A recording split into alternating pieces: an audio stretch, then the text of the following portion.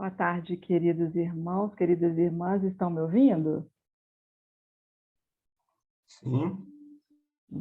Ok. Bom, com muita alegria que iniciamos mais uma reunião da FABEM, Fraternidade Adolfo Bezerra de Menezes, e eu gostaria de dizer que sejam todos bem-vindos e agradecer àqueles que já estão conosco nesse momento. Então, eu gostaria de agradecer a Renata, a Bernadette, a Juliana Leal, a Carla, ao Carlos, ao César, nosso querido palestrante, ao Denner, a Fátima Lovati, a Fátima Nolasco. Gente, isso aqui é uma casa de Fátimas. Tem a Fátima Santos também, mas eu não estou vendo ela aqui agora. A Giovana, do Canadá, lá da terra do César também, do nosso palestrante de hoje. Seja bem-vinda, Giovana. Giovana. Tem uma pessoa que eu não consigo ler o nome, tem a Andressa, Maria José, José Adão, nosso cantor, a Liliane, o Luiz Silva. Só um minutinho que eu me perdi aqui. Luiz Silva, Mônica, minha querida irmã Mônica, a Tiana, Reunião Virtude, Rossana, Silvani, Sueli, Terezinha, a Vera, a Vilma, Yuri, Aldair. Gostaria de agradecer todas essas pessoas que já estão conosco. Se eu faltei algum nome, me perdoem. E, bom, nessa tarde de sábado maravilhosa, com mais um dia estudando e falando sobre o nosso querido Jesus, eu vou convidar a Juliana Merson que faça a nossa leitura. Boa tarde, Fatinha. Me ouve? Boa tarde, sim. Estou te ouvindo. A leitura preparatória de hoje é do livro Vinha de Luz. Abre a porta. Chico Xavier, pelo Espírito Emmanuel. E havendo dito isso, assoprou sobre eles e disse-lhes: recebei o Espírito Santo. Evangelho de João 20, 22. Profundamente expressivas as palavras de Jesus aos discípulos nas primeiras manifestações depois do Calvário. Comparecendo à reunião dos companheiros, espalha sobre eles o seu espírito de amor e vida, exclamando: recebei o Espírito Santo. Por que não se ligaram as bênçãos do Senhor automaticamente aos aprendizes? Por que não transmitiu Jesus, pura e simplesmente, o seu poder divino aos sucessores? Ele, que distribuíra dádivas de saúde, bênçãos de paz, recomendava aos discípulos recebessem os divinos dons espirituais. Por que não impor semelhante obrigação? É que o Mestre não violentaria o santuário de cada filho de Deus, nem mesmo por amor. Cada espírito guarda seu próprio tesouro e abrirá suas portas sagradas à comunhão com o Eterno Pai. O Criador oferece a semente, o sol e a chuva, o clima e o campo, a defesa e o adubo, o cuidado dos lavradores e a bênção das estações. Mas a semente terá que germinar por si mesma, elevando-se para a luz solar. O homem recebe, igualmente, o sol da providência e a chuva de dádivas, as facilidades da cooperação e o campo da oportunidade, a defesa do amor e o adubo do sofrimento, o carinho dos mensageiros de Jesus e a bênção das experiências diversas. Todavia, somos constrangidos a romper por nós mesmos os envoltórios inferiores, levando-nos para a luz divina. As inspirações e os desígnios do Mestre permanecem à volta de nossa alma, sugerindo modificações úteis induzindo-nos à legítima compreensão da vida, iluminando-nos através da consciência superior. Entretanto, está em nós abrir ou não a porta interna. Cessemos, pois, a guerra de nossas criações inferiores do passado e entreguemo-nos cada dia às realizações novas de Deus, instituídas a nosso favor, perseverando em receber, no caminho, os dons da renovação constante em Cristo para a vida eterna. Assim seja.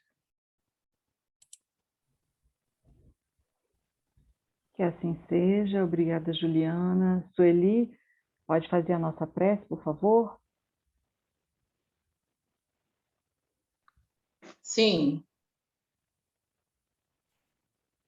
Queridos irmãos, boa tarde a todos. Que a paz de Jesus possa nos envolver nestes e em todos os instantes de nossa existência. Rogamos a Ti, ó Pai, de infinita bondade, infinito amor, incondicional amor, Jesus, nosso irmão querido, amoroso, irmãos da espiritualidade que nos intui, que nos protege, que nos ajuda. Envolva-nos nessa tarde de trabalho, devotados a Ti, querido Pai, querido Jesus, para que possamos, na Tua palavra, através do nosso irmão palestrante, compreendermos mais acerca de todas as verdades, acerca de nós mesmos.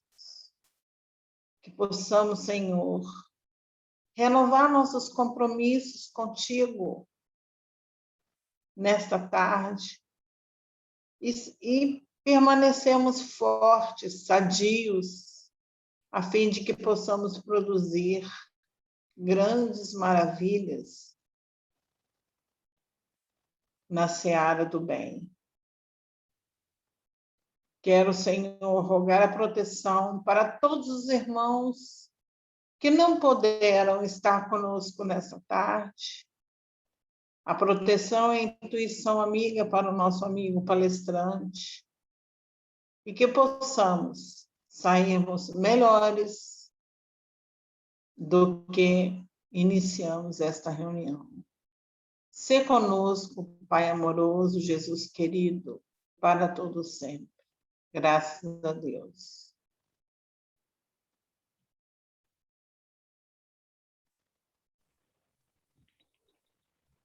Obrigada, Sueli. Bom, vou falar agora um pouquinho sobre o nosso palestrante de hoje. O César é um irmão querido que de tão longe vem nos ensinar um pouquinho sobre Jesus e sobre o Espiritismo.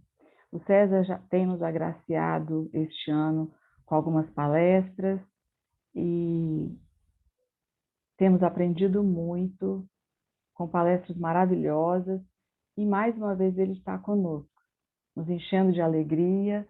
E agora, César, vou te passar a palavra, meu amigo. Seja muito bem-vindo. Muito obrigado, Fátima. Muito obrigado pelo carinho, pela recepção. Muito obrigado aos nossos amigos da FABEM e muito obrigado a todos os amigos que estão conosco, né? Não só da FABEM, mas todos os amigos do Canadá e de várias partes do Brasil que estão participando conosco. Que nós tenhamos uma tarde de alegria, de reflexão e de crescimento espiritual. Sim. César, eu só me corrige, eu gostaria de informar a todos que o César é o presidente do Centro Espírita Chico Xavier, em Sherbrooke, Canadá, certo? Isso, exatamente. Temos aqui um grupo de amigos com quem temos a aventura de partilhar, né, esse trabalho espírita e que aos pouquinhos vai crescendo, né? Estamos numa terra aqui que não tem tradição espírita, mas aos pouquinhos ela ela vai conhecendo a mensagem, né? Que nós no Brasil já temos o privilégio de conhecer há algum tempo. Sim. E hoje, César, o tema da palestra é aquele que vive, não é isso? Que você preparou Exatamente. para nós. Então, eu te passo a palavra, ok, querida? Obrigado, Fátima. Obrigado a todos. Nós iniciamos, então, as nossas considerações desta tarde, pedindo a Jesus que nos envolva, que possa nos trazer nestes momentos a alegria de estarmos juntos cultivando o bem, cultivando o Evangelho. Que nós tenhamos a ventura de ter conosco estas presenças iluminadas, que nos amparam, que nos socorrem, que nos intuem, que procuram nos auxiliar da melhor maneira possível, que eles possam nos envolver com muita luz, com muita tranquilidade, com muito equilíbrio, porque nós necessitamos, todos nós necessitamos, né, destes momentos de paz e de reflexão.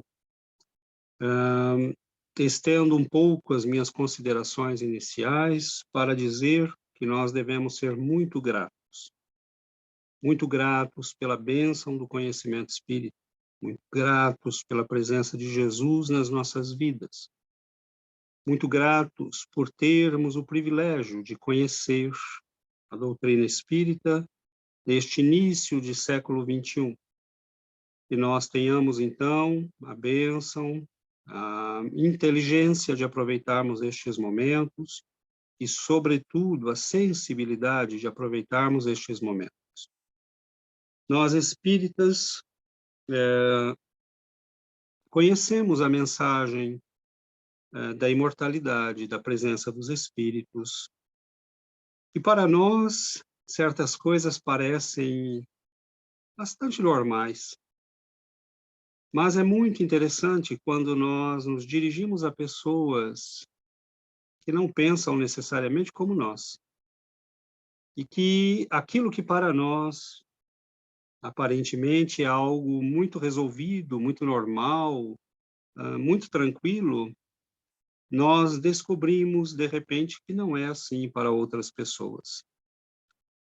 E é muito interessante porque se nós voltarmos um pouco no tempo e formos lá para uma pequenina cidade nos Estados Unidos, em 1807, nós veremos nos jornais da época o presidente dos Estados Unidos, àquela época, Thomas Jefferson, reagindo, né, aos comentários dos jornalistas com relação a um fenômeno que havia ocorrido naqueles dias.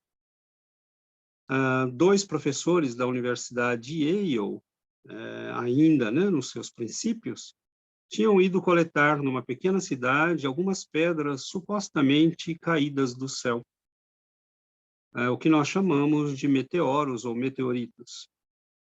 E eles haviam publicado nos jornais o que haviam encontrado e como acharam aquilo tudo muito interessante, as pessoas haviam visto, né, aquelas pedras caírem do céu. E Thomas Jefferson, ele escreve, né, ou reage a uma questão de um jornalista, o que é que o senhor acha disso? Ele diz, bom, para mim é muito mais fácil pensar que nós temos dois professores mentirosos do que imaginar que pedras caiam do céu. É óbvio que isso é impossível. E Thomas Jefferson, na verdade, não era um homem de mente fechada, era um homem muito astuto, muito inteligente, tão inteligente que ele se baseava, né, para dizer isso, na mensagem publicada pela Academia de Ciências mais importante da época, que era a Academia de Paris, que havia dito, é impossível. Imaginem pedras caírem do céu. No céu não tem pedras. Como é que pedras podem cair do céu? E a academia, com a assinatura dos mais ilustres cientistas da época, né, fez saber a sua opinião de que pedras não caíam do céu.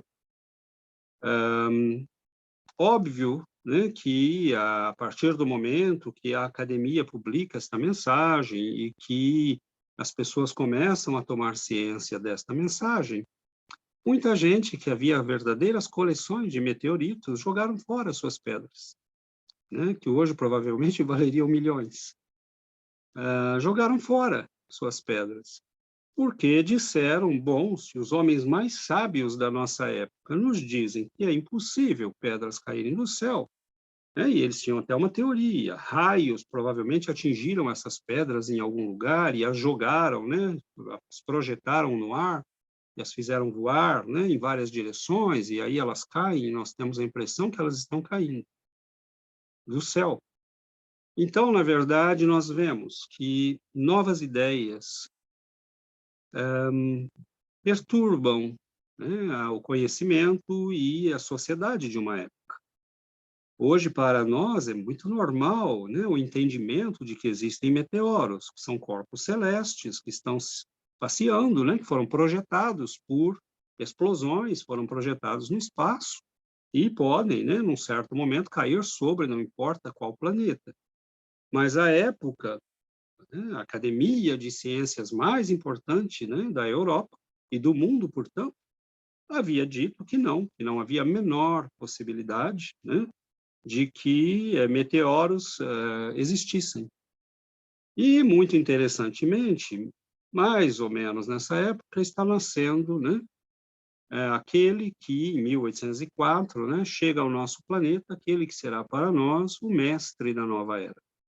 50 anos depois, naquela Paris que havia publicado, né, que meteoros não podem cair do céu, que pedras não podem cair do céu, ele é chamado para ver mesas que giram. Era um professor reconhecido, um autor reconhecido, um homem admirado pela sua cultura, pelo seu bom senso, pelo seu espírito científico, pela lógica, né? E basta ler os livros da codificação para ver que nós estamos diante de um mestre da espiritualidade superior, que é capaz de escrever com uma simplicidade tocante assuntos de uma profundidade extraordinária. E este homem é chamado, né? Até então não conhecia, ouvia falar, via nos jornais, mas um grupo de pessoas sérias o convidam. E 3 anos depois, analisando aqueles fenômenos e percebendo que ali havia muito mais do que uma brincadeira, ele publica aquele que é o livro que inaugura a Era do Espírito na Terra, o Livro dos Espíritos. E ali nós encontraremos a mensagem da imortalidade, nós encontraremos a mensagem da reencarnação, nós encontraremos o absurdo da comunicação dos espíritos. Reencarnação, né, dizem os críticos da época, esse homem é louco. Né? De onde ele tirou essa ideia? Ele ficou maluco? Porque na Paris do século XIX, materialista, ateísta, racionalista, crer em Deus, em espíritos, que a alma, o homem tem uma alma imortal e que não é simplesmente o produto da sua biologia e da sua química, reencarnação, este homem realmente endoidou. Então, alguns conseguem perceber o frescor das novas ideias que nos chegam do alto. Alguns conseguem perceber que ali há algo novo e extraordinário. Mas muitos vão dizer que absurdo é este. Então, meus amigos, nós temos ainda hoje esta dificuldade. A mensagem da imortalidade começa a ser cantada pela codificação kardeciana, num mundo que estava ameaçado por um materialismo extremo, por um racionalismo absurdo, em que Deus não tinha mais lugar, em que a alma humana nada mais significava. Ele tem a coragem de assumir diante dos seus contemporâneos aquelas ideias inusitadas. E é graças à coragem deste homem, deste mestre extraordinário, que nós estamos aqui. Que nós temos um mapa da espiritualidade e do conhecimento superior que nos foi transmitido pelo sacrifício pelo esforço, pelo trabalho, pelo devotamento deste missionário do Cristo. Então, meus irmãos, para nós a imortalidade é uma canção que toca nossos corações, que alegra a nossa alma, que sensibiliza as cordas da nossa alma, mas nem sempre foi assim. Nem sempre nós tivemos esta música cantada, e sobretudo cantada com a beleza que é dada pela doutrina espírita. Começa com a codificação, com o livro dos médiuns, a abertura para os planos superiores, para a vida, para a comunicação daqueles nossos entes queridos que deixaram o mundo, que partiram. E nós começamos, Allan Kardec é capaz, né, de entrar em contato com centenas e centenas de pessoas, coleta fatos, eventos chegam, notícias chegam, testemunhos mediúnicos, e ele começa a abrir para todos nós a mensagem da imortalidade. Não somos um corpo, somos uma alma, habitando um corpo temporariamente. Nossos entes queridos não nos abandonaram para sempre. Atravessaram o rio, e logo nós teremos que atravessar.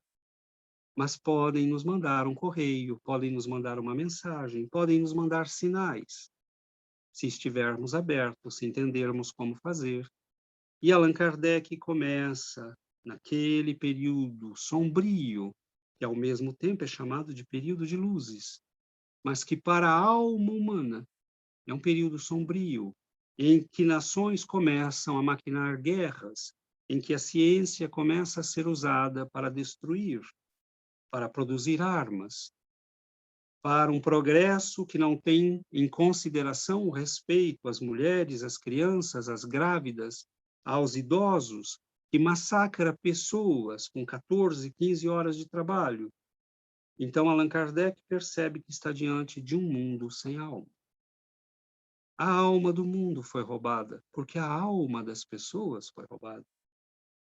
E ele, olhando para aquele mundo que está diante de si, olhando para as dores, olhando para os suicídios, para o desespero dos trabalhadores, ele sente as fibras da sua alma e do seu coração, sentidas e tocadas de uma maneira muito pungente.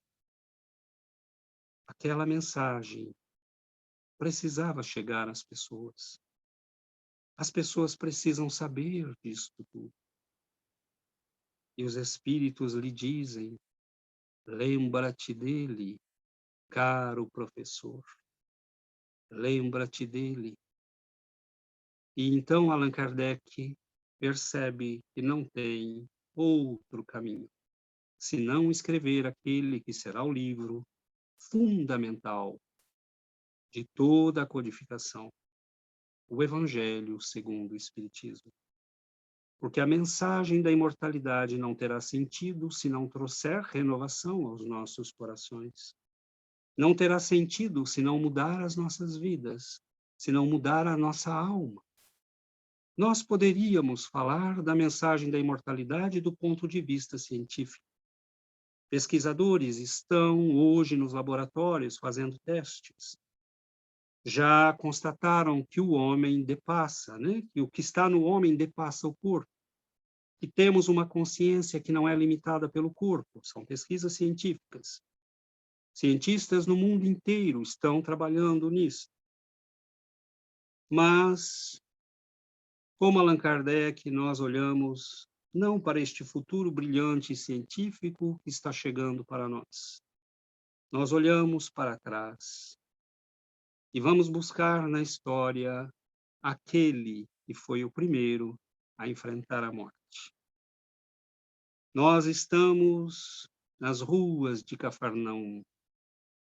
O sol, às 10 horas da manhã, aquece aquele dia que está claro, límpido. Um sol ainda brando, claro, um céu limpo. Ouve-se à distância o barulho das águas do lago da Galileia. e ele caminha pelas ruas. Uma mulher vem de tocá-lo, acaba de tocar as suas vestes, e ele diz: alguém me tocou. Senhor, a multidão te comprime. Não, uma virtude saiu de mim. E a mulher se denuncia, um pouco amedrontada: Senhor, eu sofria de um sangramento há 12 anos, mas eu sabia que ao tocar-te, eu estaria curada. E ele diz: vai, minha filha, a tua fé te curou. E ele continua caminhando, e a multidão o comprime. Ele tem a seu lado um homem que está triste. Ele tem o semblante que mostra uma grande dor e uma grande tristeza.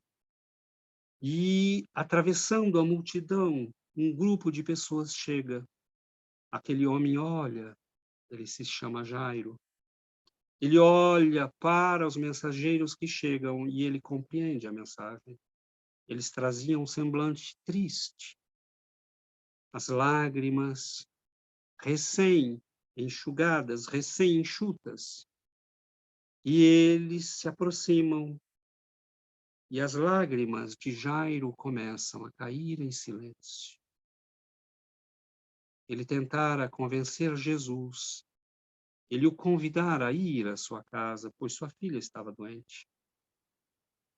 E os homens se aproximam e dizem: Senhor, não é preciso mais preocupar o mestre, incomodá-lo. Tua filha não se conta mais entre os nossos. As lágrimas daquele homem caem, como caem as lágrimas daqueles que tiveram terrível provação de perder o tesouro mais precioso que podemos ter numa vida, nossos filhos. Sua filha não tinha mais que 12 anos. Era a promessa da sua velhice, dos seus dias. Ele era o chefe da sinagoga. Era um homem reconhecido por todos. E Jesus olha para aquele homem e chora em silêncio. E ele diz: amigo, não temas, creia apenas. Leva-me a tua filha. Senhor, ela já não está entre nós. E Jesus responde àqueles homens: ela dorme, eu irei acordá-la. E alguns riem, dizendo: não, ele não compreendeu. Jesus dirige-se com toda aquela multidão, mas em respeito à morte que se instalara naquela casa, a multidão fica no portão. Mas há ainda muita gente no interior da casa e Jesus entra com apenas Pedro, Tiago e João. Quando chega no andar de baixo, ele se dirige à mãe e ao pai e a seus 3 discípulos, convidando-os para subir ao primeiro andar. Ali chegando, narram os discípulos. Ele contempla o corpo daquela menina, a lividez que tomara conta do seu semblante. A morte já se estampara na sua face. E o Senhor a contempla por alguns instantes. Também ele tem os olhos úmidos. E ele se aproxima. Toma-lhe as mãos, começam a esfriar. E diz: menina, eu te ordeno, levanta-te. Narram os discípulos e aos poucos sua face começa a ganhar vida. Um sopro, um hálito escapa. Ela levanta-se como se nada fosse. Coloca-se de pé e Jesus diz: dê-lhe de comer alguma coisa. Nós estamos diante do primeiro homem que afrontou a morte. Nós estamos diante do primeiro homem que venceu a morte. Nós caminhamos ainda um pouco e vamos um pouco à frente. O ministério de Jesus prossegue. Por todos os lados há discussões. Os fenômenos que ele produz causam discussões. Os doutores da lei em Jerusalém estão inquietos. Mandam mensagens para seus espiões por toda a Galiléia e Judéia. Vigiem este homem, vejam o que ele faz. E à medida que Jesus se aproxima do final dos 3 anos de ministério, muitos amigos ele havia feito, mas muitos inimigos igualmente.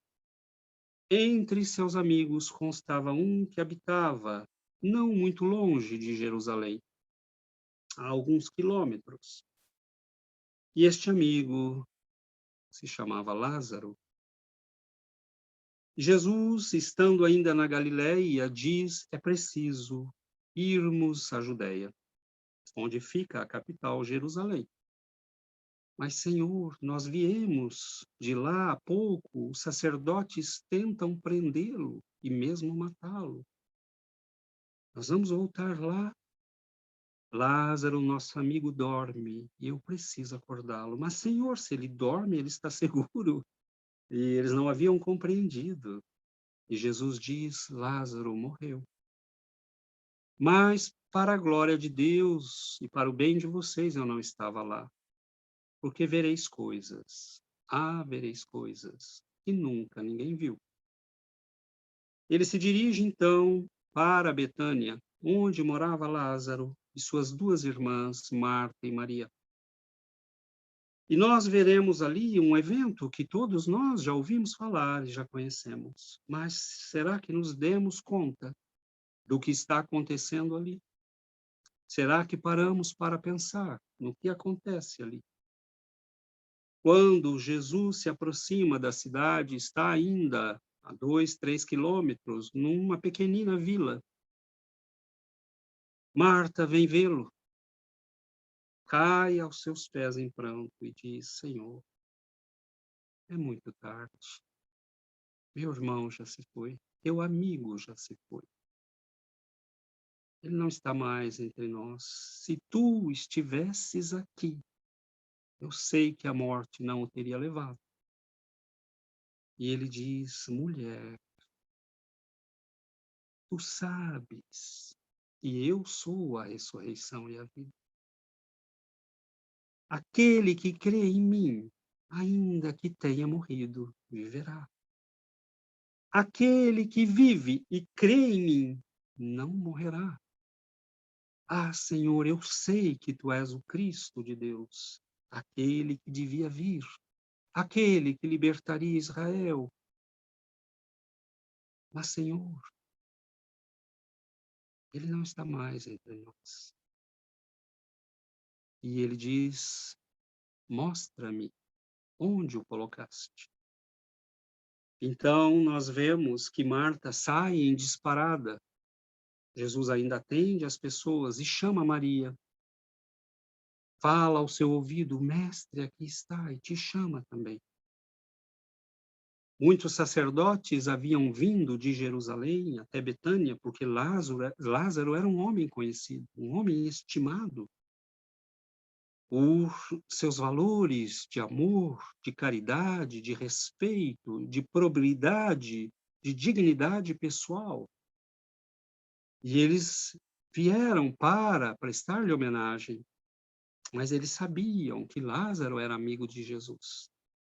E alguns disseram: se ele estivesse aqui, talvez tivesse impedido que ele morresse. Não é ele o tal que cura cegos? Naquele momento, Maria e Marta saem em disparada, porque querem estar com Jesus, mesmo antes que ele chegue à cidade. E os sacerdotes, vendo que as 2 saem, imaginam que elas estão se dirigindo ao sepulcro. As acompanham. E vem quando as duas se lançam aos pés de Jesus e Maria diz a mesma coisa que Marta havia dito. Ah, Senhor, se estivesses aqui, ele não teria nos deixado. E ele diz, mostra-me onde o colocaram. Dizem os evangelistas que quando Jesus se aproxima do sepulcro, na época eram cavados na rocha, né? Cobertos com uma pedra na entrada. Quando ele se aproxima do sepulcro, ele chora.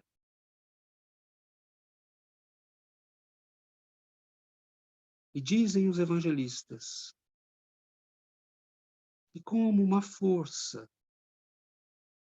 tomou conta da sua pessoa, ele assume ares seráficos e hieráticos como de um grande sacerdote. Na simplicidade dos seus vestimentos, da sua sandália empoeirada, do seu rosto queimado pelo sol naquela manhã, o vento que batia brando, mas que já começava a sufocar pelo calor excessivo. E ele diz, tirem a pedra. Mas, Senhor, diz-lhe Marta, é já o quarto dia. Ele cheira mal. E Jesus insiste, tirem a pedra. E ninguém ousa desobedecer. Nós tiramos o foco de Jesus e olhamos para aquela multidão que o acompanha. Alguns acostumados a vê-lo e a saber do que ele era capaz. Outros desconfiados, descrentes, temerosos. E eles olham para aquele homem, para o túmulo aberto. E ele diz, Lázaro, sai para fora. Venha. E durante alguns minutos, um silêncio profundo se abate. Vários minutos se passam. E todos esperam com grande atenção e expectativa. Até que uma sombra começa a vir das sombras. E um homem, todo enrolado em panos, como era hábito na época, caminha com dificuldades e chega à entrada do seu túmulo. Jesus diz, desatai-o e deixai-o ir.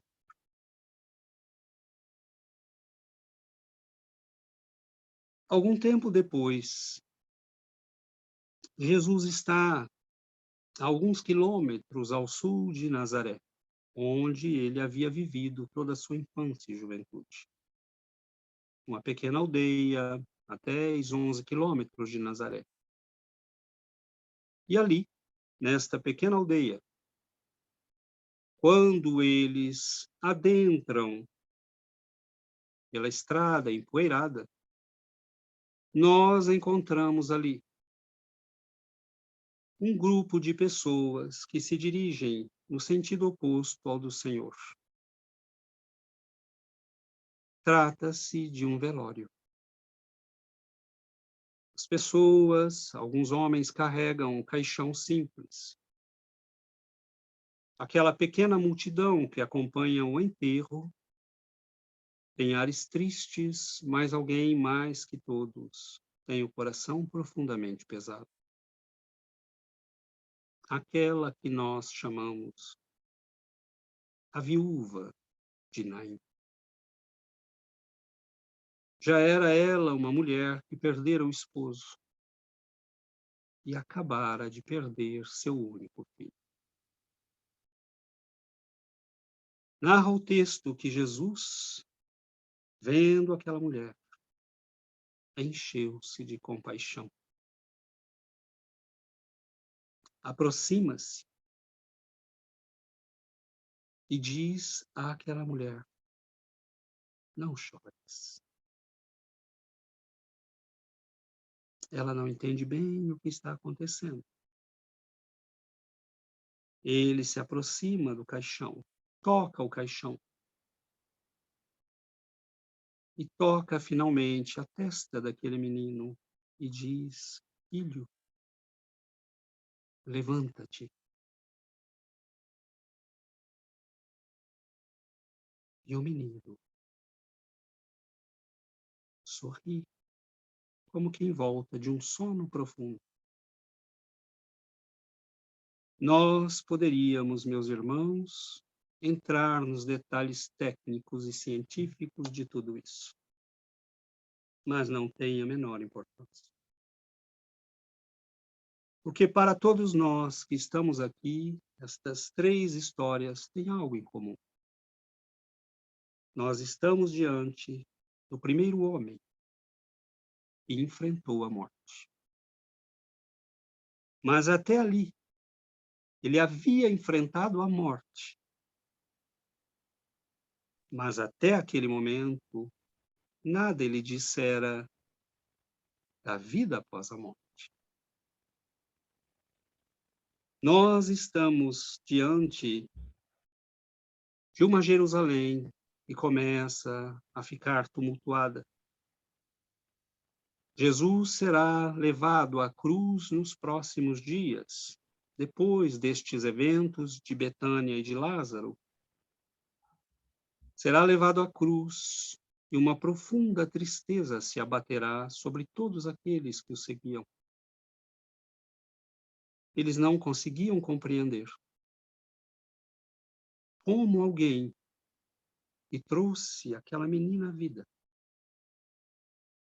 como alguém que tirou o peso do coração daquela viúva na estrada de Naim,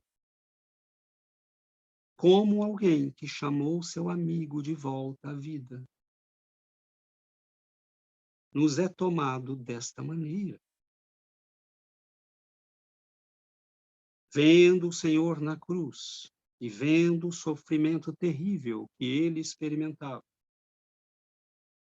o sangue que escorria, a chuva pesada que começava a cair sobre Jerusalém, os corações daqueles homens e mulheres ficaram pesados de tristeza.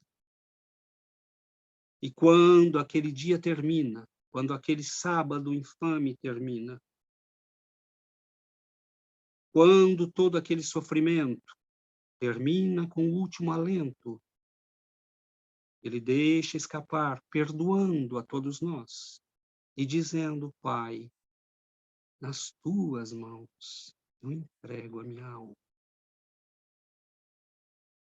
Um profundo silêncio cai sobre Jerusalém. As trevas que riam, pretensamente vitoriosas, veem o céu se abrirem e se escondem nas furnas abissais. Porque anjos celestes, as cortes celestiais, vêm para receber aquele que é a luz do mundo.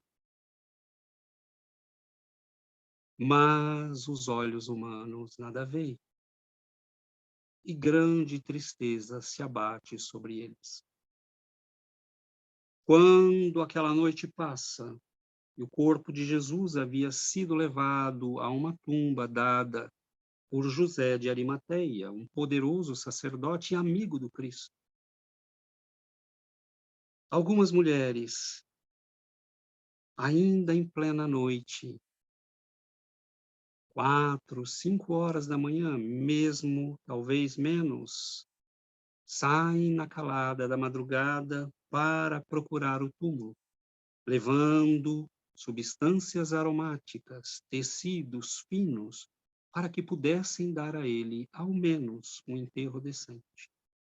Lavar suas feridas, limpar seu corpo, tirar o sangue que escorrera por todo o seu corpo, as mãos feridas, os pés que sangravam, a testa coberta e o rosto coberto de sangue. Para a sensibilidade daquelas mulheres que o amavam, aquilo era demais. Nós precisamos dar-lhe um enterro decente, mesmo não entendendo. Como permitiu o Pai Celestial que nos roubassem ele? Por que não volta ele?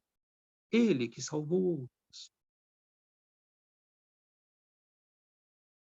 Elas saem pela madrugada e quando chegam ao sepulcro, os primeiros raios de sol começam a despontar. É ainda madrugada e elas percebem e o túmulo está aberto. A pedra, uma imensa pedra, havia rolado e caído ao lado. Elas entram, percebem que não há ninguém. Saem dali. E naquele momento, veem diante de si, do lado de fora, duas criaturas de aspecto angelical. Dois jovens de grande beleza e luminosidade olham fixamente para aquelas mulheres. São várias, lideradas por Maria de Magdala, por Joana de Cusa, por Maria, mãe de João e Tiago, e outras tantas. Ele as contempla e diz: ele não mais está aqui. Por que procurais entre os mortos aquele que vive? Por que procurais entre os mortos o vivente? Ide, dizei a vossos amigos, ele ressuscitou, porque era assim que os judeus falavam. Criam na ressurreição da carne. E, obviamente, Jesus não tinha como explicar o que estava acontecendo ali. Ide, dizei a todos, ele não está mais entre os mortos, mas ele está entre aqueles que vivem e viverão para sempre. Nós contamos tudo isso, meus irmãos, porque a primeira grande mensagem da imortalidade nos foi dada por ele. Ele vence a morte. Naquele mesmo dia, volta aos seus discípulos, apresenta-se a ele, deixa-se tocar por eles. Aparece para 2 dos seus discípulos, 3 dias depois, como havia prometido. Cleófas e um outro amigo caminham de Jerusalém para Emaús. Vão com o coração pesado de tristeza. Carregam na alma toda a tristeza do mundo. Um peregrino, alguém que caminhava logo atrás deles, aperta o passo e se aproxima. Do que falais com um semblante tão triste? E são esses eventos que vos ouço discutir. E um deles, mal olhando para ele, diz: como assim? Tu és um peregrino, um visitante em Jerusalém, e não sabes de tudo o que se passou há 3 dias em Jerusalém? Não conheces os eventos? Quais? Disse o estranho peregrino. Aqueles que falam de Jesus de Nazaré, um profeta poderoso em palavras e em obras, um homem de grandes feitos, mas que foi sacrificado pelos sacerdotes de Jerusalém. Ah! E ele diz: homens tardos de entendimento, quanto tempo até que possais compreender que ele é o Messias? Não percebeste que tudo o que aconteceu está nos profetas, desde Moisés? E ele começa a falar com doçura para aqueles homens enquanto caminham, naquele fim de tarde, em direção a Emaús. As estradas estão vazias, o sol ainda ilumina a estrada. o vento brando, o céu azul, a tranquilidade daquele fim de tarde, e o coração daqueles homens que estava pesado começa a ficar mais leve, mas começa também a queimar com a saudade e com a dor de não terem compreendido tudo aquilo que aquele estranho peregrino explicava. Ah, como podemos não ver? Sim, ele tem razão. É dele que falava Isaías quando dizia: o Cordeiro virá, ele se dará em sacrifício, ele tomará sobre si as nossas dores e misérias. Ele, o enviado do Senhor. E eles começam a compreender. E então o peregrino, chegando eles a Emaús, parando diante da casa, na qual iam se hospedar, o peregrino faz menção de prosseguir. E eles dizem: não, não, por favor, Senhor, fique conosco. A noite cai, o sol parte. Não é bom viajar na escuridão. Fique conosco. Sentiam-se bem na presença daquele homem. E então ele adentra a casa. E narram os evangelistas que, quando parte o pão, eles o reconhecem. E ali não mais o veem. Ele acabara de partir. E eles que o haviam narrado para ele os eventos daqueles dias e o acontecido com as mulheres compreenderam. Também a nós ele veio. Também a nós ele se mostrou para dizer: eu estou vivo e viverão aqueles que creem em mim. Tomam a estrada imediatamente e voltam para Jerusalém, para dizer aos discípulos que estavam escondidos, com medo dos sacerdotes, que o Mestre também a eles aparecera, que não era loucura daquelas mulheres, que o túmulo não somente estava vazio, mas ele estava vivo. Nós, meus irmãos, temos temido a morte. Todas estas nossas existências, todos estes milênios, ela tem sido o grande fantasma das nossas vidas. Com medo dela, nos chafurdamos nas trevas dos nossos erros, querendo aproveitar uma vida como se só tivéssemos esta. Com medo dela, nós nos entregamos aos crimes e aos erros, para fugir à realidade do fim da nossa vida física. Nós caímos na pior morte que existe, aquela da nossa alma.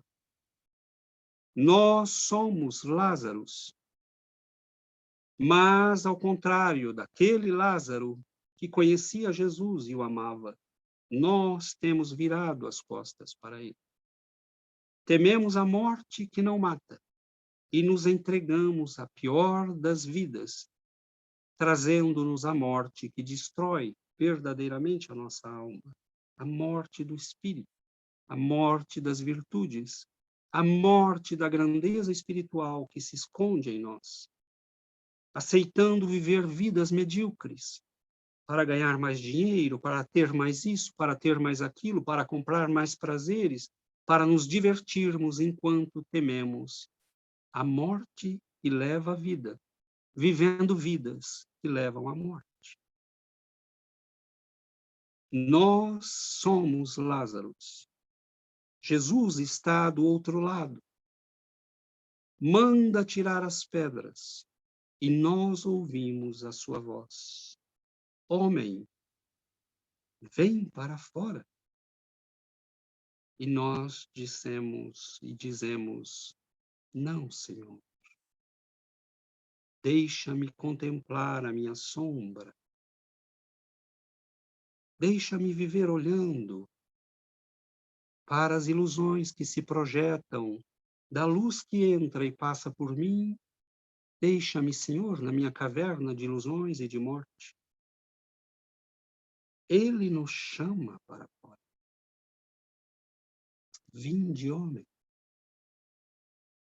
Ou diz, como disse para aquela menina, Talita cumi, menina, eu te ordeno, levanta-te.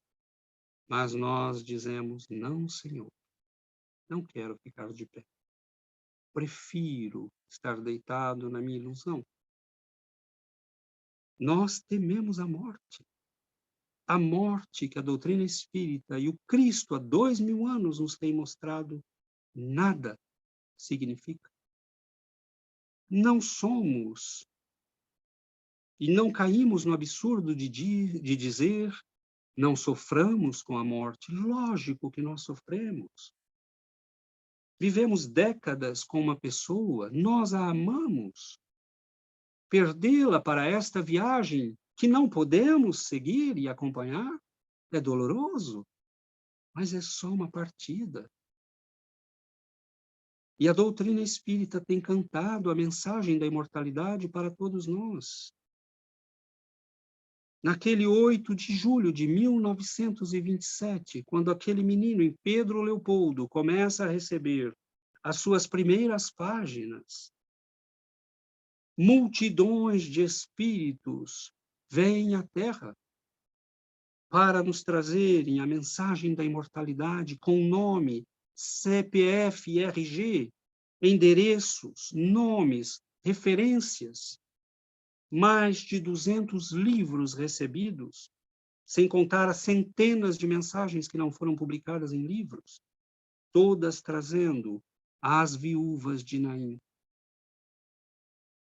a simples palavra: minha filha, não chores, creia apenas. Nada perdeste. E Jesus não poderá ressuscitar todos aqueles que morrem. Como não poderá trazer todos, e não poderemos todos receber comunicações dos Espíritos, mas nós já entendemos a mensagem. Nós não precisamos refazer o processo de raciocínio de Pitágoras para descobrir cada um do seu modo o teorema de Pitágoras. Ele descobriu e nos contou, nós só temos que aprendê-lo. A mensagem da imortalidade não precisamos todos nós, porque nós não encontramos um Chico Xavier em cada esquina deste mundo, infelizmente. Mas um e vários, como ele, nos deram a alegria de saber que nossos seres queridos prosseguem. O nosso problema, meus irmãos, não é a morte. O nosso problema é a vida. O nosso problema não é o que vai nos acontecer depois da morte, o nosso problema é o que estamos fazendo de nós mesmos enquanto estamos vivos, ou enquanto estamos aparentemente vivos. Eu sou o caminho e a verdade e a vida. O que quer dizer, meus irmãos, que se nós estamos andando por caminhos outros, nós estamos longe da verdade e, portanto, longe da vida. Alguém que ainda não descobriu que é um espírito pode ser chamado de vivente? Alguém que vive como se fosse um corpo pode ser chamado de ser vivo? Alguém que acredita que deve obedecer aos seus impulsos, tentações e misérias, está realmente vivo? Eu vim para que tenhais vida, mas vida em abundância, vida plena, vida verdadeira, vida do Espírito, vida de se sentir filho de Deus e não uma criatura miserável e desprezível, vivendo para obedecer a um corpo. A doutrina espírita é esta mensagem, meus irmãos, que nos convida à libertação da morte, mas não da morte física, porque ela já nos mostrou que essa não tem sentido. É só uma etapa. É trocar de roupa. É como Chico Xavier dizia, mudar de casa, mas sem mudar de personalidade. Nós já entendemos a morte física e a mensagem da imortalidade. O nosso problema não é a morte, é a vida. É fazer das nossas vidas vidas dignas quando fecharmos os olhos e os abrirmos do outro lado. Nós diremos: não fui perfeito, mas fui o melhor pai que eu pude ser. Fui a melhor mãe que eu pude ser, com todos os erros. Fiz o melhor para que a minha vida não fosse uma vida inútil. Eu te procurei, Senhor, e te procuro sempre. E quando a tua voz ecoar, Senhor, lá de fora, e eu me encontrar nas trevas da morte, ajuda-me, Senhor, a ir até ti mesmo, me arrastando. Como Lázaro, Senhor, eu estou todo atado pelos meus erros, pelos meus crimes, pelo meu passado, pelas minhas misérias. Mas como ele, Senhor, permita-me andar até ti, para que o Senhor possa dizer: desatai-o, deixai-o ir. Então, meus irmãos, não é a morte que deve nos inquietar, é a vida. Porque nós temos que viver de modo a termos verdadeiramente vida e não sermos mortos-vivos, acreditando que estamos vivendo. Há pessoas que nunca vão morrer porque nunca viveram. Que nós possamos viver uma vida dignas de ter uma morte digna e de abrirmos um dia os nossos olhos para a vida imortal, dizendo a nós mesmos: valeu a pena. Então, vivermos como almas, não mais como corpos, e ouvirmos a voz dele que nos chama: levanta-te. Levanta-te e anda. Vem para fora. Deixa a caverna das sombras, da morte, das ilusões.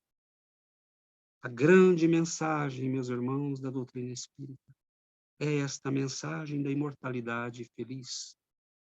Mas não é a imortalidade que se ganha com uma vida medíocre. A verdadeira imortalidade não é estarmos vivos do outro lado, é estarmos vivos aqui, para estarmos vivos do outro lado.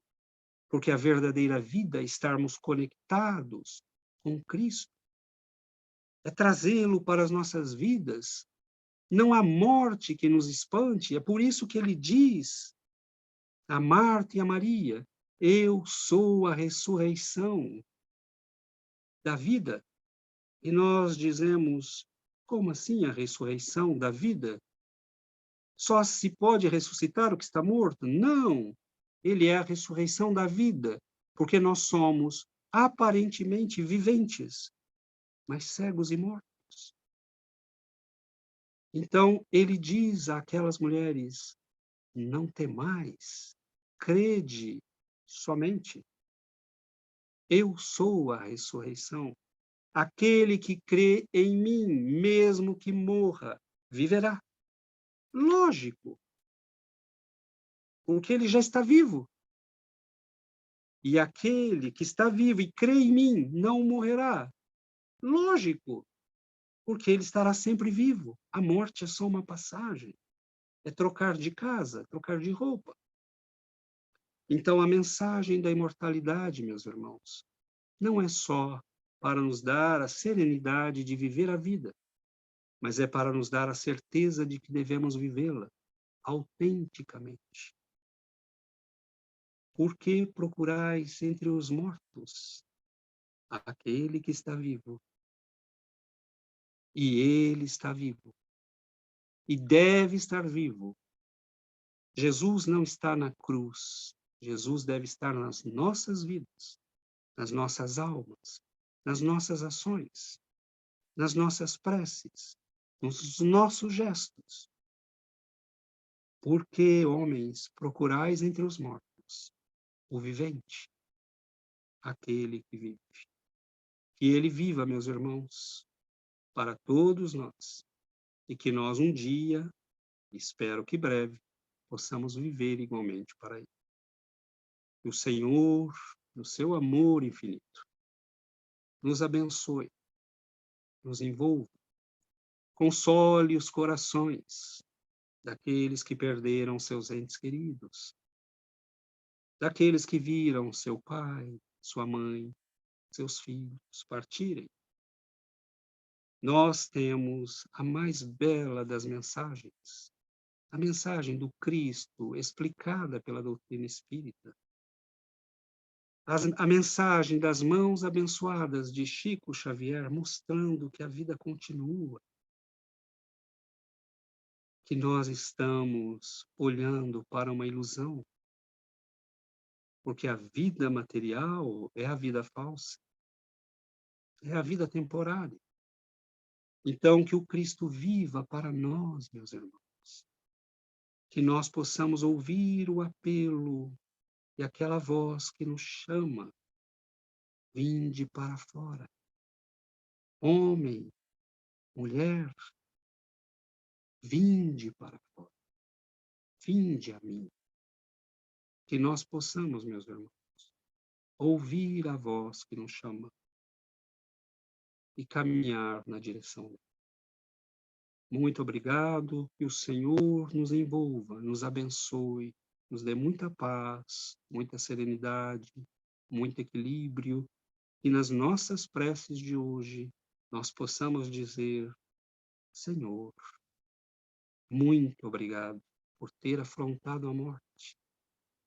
Muito obrigado, Senhor, por ter nos visitado no caminho de Emaús. Muito obrigado, Senhor, por ter aceito o nosso convite. Fica conosco, Senhor, porque a noite cai, o sol se vai, e nós temos medo das sombras. Nós ainda temos medo da morte, quando deveríamos ter medo da vida que vivemos. Fica conosco, Senhor, porque o mundo que eu vejo muda o tempo todo. Aqueles que amam um dia não amam mais no outro. Aqueles que nos querem bem hoje não nos querem bem amanhã. Fica conosco, Senhor, quando as forças falharem, quando chegar a hora de dizer adeus, quando chegar a hora do testemunho. Fica conosco, Senhor, fica comigo, para que eu possa entender que não estou só, que mesmo nas trevas da morte, a tua mão me alcança e me resgata. Como aqueles discípulos no caminho de Emaús, meus irmãos. Peçamos a Ele nas nossas preces: Senhor, fica comigo, porque a noite cai e o sol se despede, mas na tua companhia nós podemos partilhar o pão, nós podemos ouvir a mensagem de nosso Pai, e nosso coração se rejubila de alegria, de contentamento. Fica conosco, Senhor. Fique conosco, hoje e sempre.